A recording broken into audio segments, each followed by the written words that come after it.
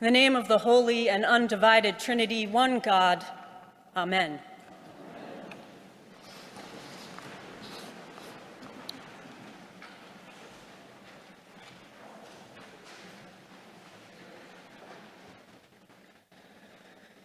The story we hear in Luke's Gospel this morning goes by various names. Some call it the parable of the persistent widow, which implies that it is a story about perseverance. Others call it the parable of the unjust judge, suggesting instead that this is a tale about injustice. Luke himself says in his very first sentence that the parable is, in fact, about prayer. Well, which is it? And what does any of it have to do with us? There are several things to consider before we decide, but first, a confession. As I was pondering how to approach today's reading, something unsettling happened. A scene from a Family Guy episode popped uninvited into my head. In case you're unfamiliar, Family Guy is an animated TV series created by Seth MacFarlane, and if that doesn't help, think The Simpsons, only less appropriate.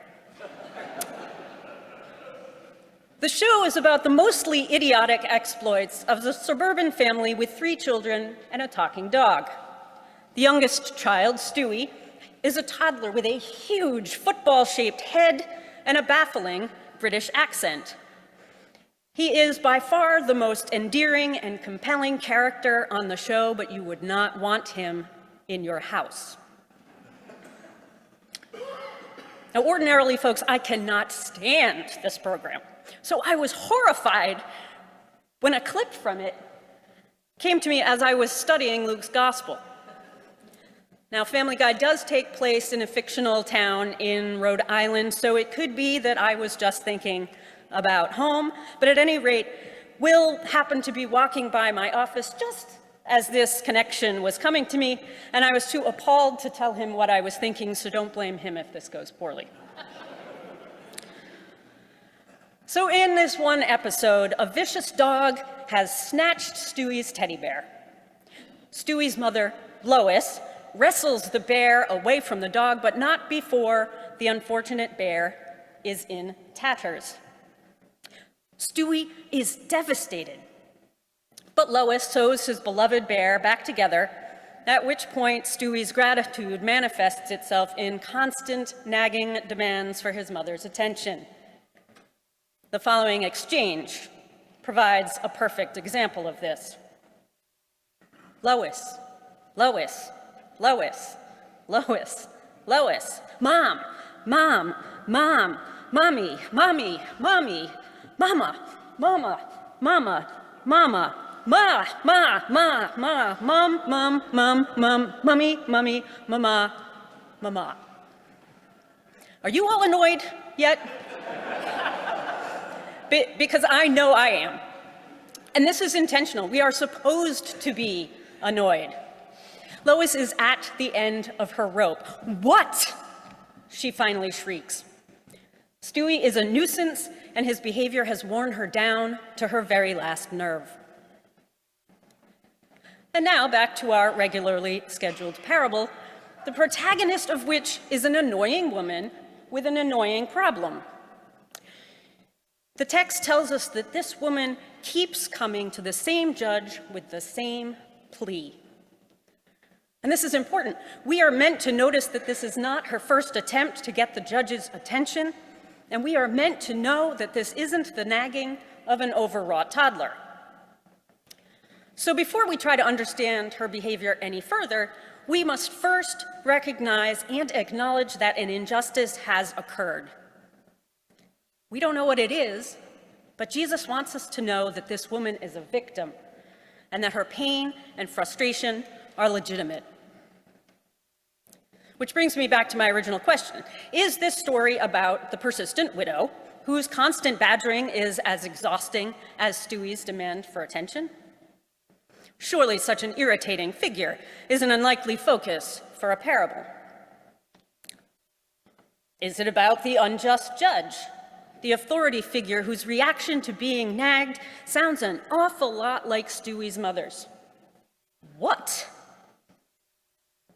The judge's impatience compels him to do the right thing, but for the wrong reason, so it doesn't seem like we should be giving him top billing either. Luke, for his part, is no help at all. He says this is a parable about prayer. I don't know about all of you, but nobody in this little story seems to be doing anything especially prayerful.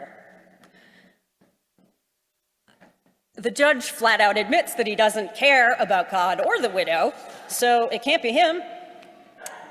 That leaves the widow and her continual complaining. But Jesus had said elsewhere that long, babbling prayers and useless repetitions won't help God hear us any better, so that seems to disqualify her, too. Then, of course, there's this analogy about God, which plainly suggests that if justice can be meted out by a shady judge who couldn't care less about this annoying woman, what might we expect from a God who could not care more? If we can imagine that a fictional cartoon character can put her son's beloved teddy bear back together, is it possible to imagine how God might restore his beloved people? Sure, and I get all that, but I'm still hearing justice and love. Prayer, not so much. I find this more puzzling than Stewie's football-shaped head and decidedly not Rhode Island accent. Commentator David Gowler offers us some clarity. He suggests that our parable is best seen as an example not of how our prayers for justice should be continuous, although they should be, but instead as a paradigm for how we should unrelentingly pursue justice in our society. And he adds a reminder that justice should not only be fair and equitable, it should be compassionate and restorative. So the more I thought about this assertion, the more I realized that today's lesson is exactly that. A reminder that finding hope in the restorative power of God's love isn't just the outcome. It is the impetus. It turns out our parable really is about prayer. Prayer is neither a babbling waste of time nor a passive enterprise. Prayer requires more of us than that. And what Luke has recognized is that within the very act of praying for victims of injustice is an obligation to take concrete action on their behalf. Jesus isn't saying we are meant to pray without ceasing in order to get what we want. Jesus is saying we must pray without ceasing to arrive at what is right. In short, we need to nag at the systems and structures of injustice, and we need to be relentless. Stewie calls his mother's name 27 times in less than 30 seconds. Mom, mom, mom, mommy. The widow in our story says just 5 words. Grant me justice against my opponent. But she says those words without ceasing. Justice, justice, justice. Friends, we are called to chase down the vicious dog and free the teddy bear from its grasp. And we are called to be part of a compassionate community determined to stitch that beloved bear back together. Our baptismal vows call us to strive for justice and dignity for all people. And our response is we will, with God's help. God doesn't need our long, babbling, repetitive prayers, but we do. We need to be reminded and to remind one another that prayers for justice unaccompanied by action simply aren't enough. The pursuit of a fair and equitable world demands that each of us come to God with the same plea, and we must do it over and over and over until it is right. Amen.